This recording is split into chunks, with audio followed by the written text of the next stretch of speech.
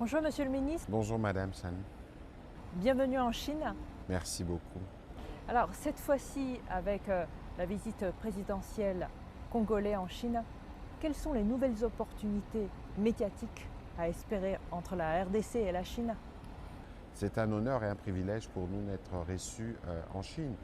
Évidemment qu'il y a beaucoup à partager, ce n'est pas seulement dans les secteurs qui est le mien, les secteurs de médias, parce que la Chine, c'est une vieille civilisation, une civilisation millénaire. Il y a, quand on regarde, c'est la première fois que je viens ici, quand je regarde les niveaux des développements, les niveaux des infrastructures, les niveaux, nous avons beaucoup de choses à partager en commun, et surtout qu'aujourd'hui, il y a des enjeux pour lesquels nous devons tous être ensemble. S'il faut qu'on parle du climat, s'il faut qu'on parle de la transition énergétique, et de ces points de vue, la République démocratique du Congo est aux premières loges, notamment avec son bassin forestier, mais aussi avec tout ce que nous avons comme ressources qui rentrent aujourd'hui dans la production de batteries. Je ne vous rappellerai pas que la Chine est notre premier partenaire commercial, notamment dans la production de tout ce qui est minéraux stratégiques. Et donc pour nous, c'est un moment particulier d'être ici en ce moment pour voir dans quelle mesure nous renforçons notre relation pour être sûr que ce soit la Chine, que ce soit la RDC, ensemble, nous contribuons à régler les problèmes de l'humanité. Cette année, à partir de cette année, CGTN et RTNC initient ensemble une émission hebdomadaire qui s'appelle Chine-Afrique, destin partagé.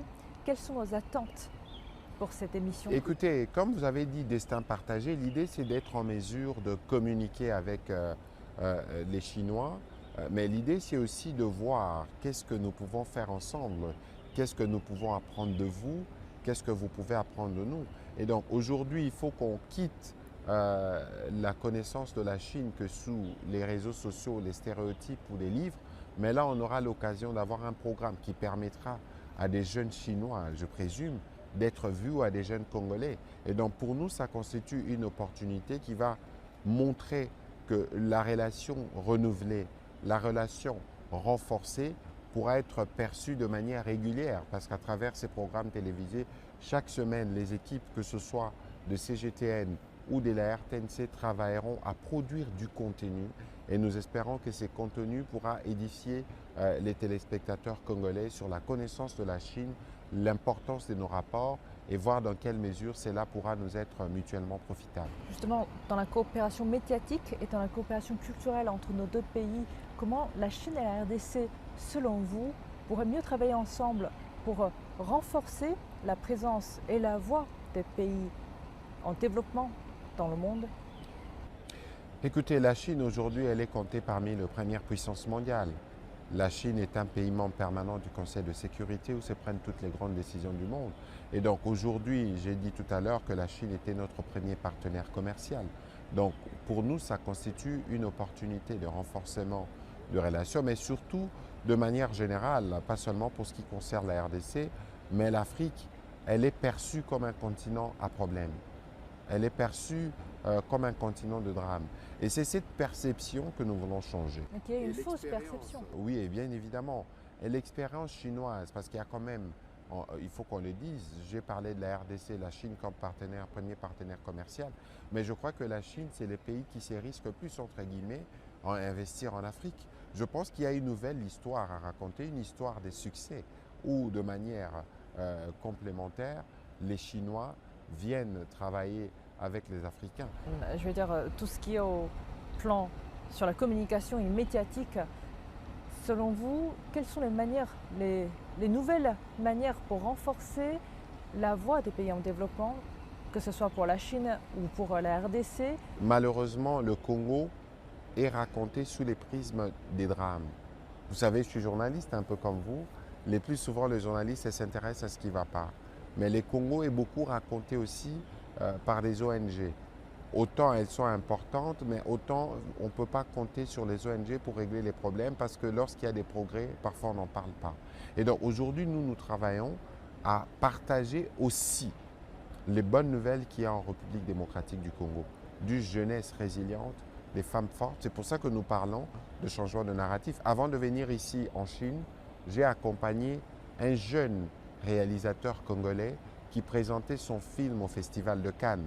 Donc nous avons fait les marches du tapis rouge et aujourd'hui, à travers, par exemple, son film, on peut parler de la République démocratique du Congo autrement. Aujourd'hui, l'idée pour nous, c'est de dire le Congo est un pays qui a immensément des cultures. On a 450 ethnies et tribus. On peut voir comment nous commençons progressivement à mettre en lumière les spécificités congolaises qui peuvent permettre aux uns aux autres de comprendre. Aujourd'hui, on peut parler du tourisme en RDC. Nous avons les montagnes, nous avons les volcans, nous avons les lacs, nous avons les mangroves, nous avons les forêts. Nous sommes une véritable destination touristique, mais pourquoi pas? Et là-dessus, justement, quelles sont les opportunités à venir entre la RDC et la Chine? Bon, alors pour parler de mon secteur, par exemple, il y a ces protocoles d'accord qui sera conclu entre CGTN et la télévision nationale.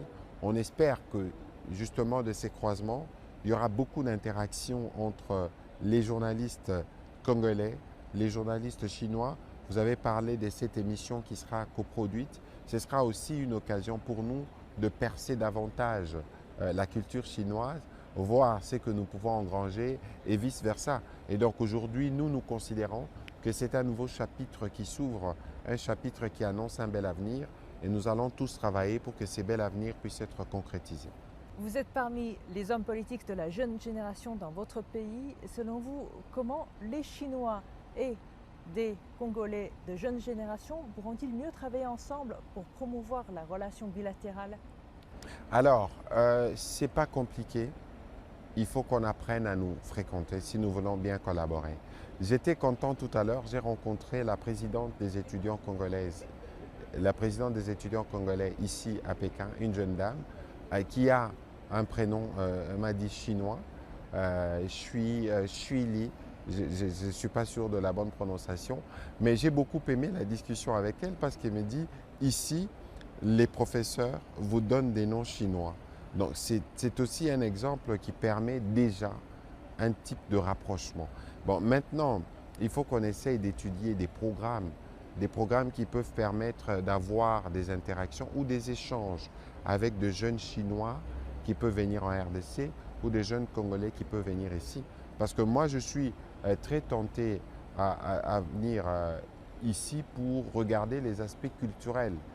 C'est un pan important qui fait les rayonnements de la Chine. On a vu les Jeux Olympiques et lorsque nous tous on regarde certains films chinois, ça nous donne un aperçu. Et donc aujourd'hui, il faut qu'on identifie des secteurs d'intérêt commun pour les jeunes.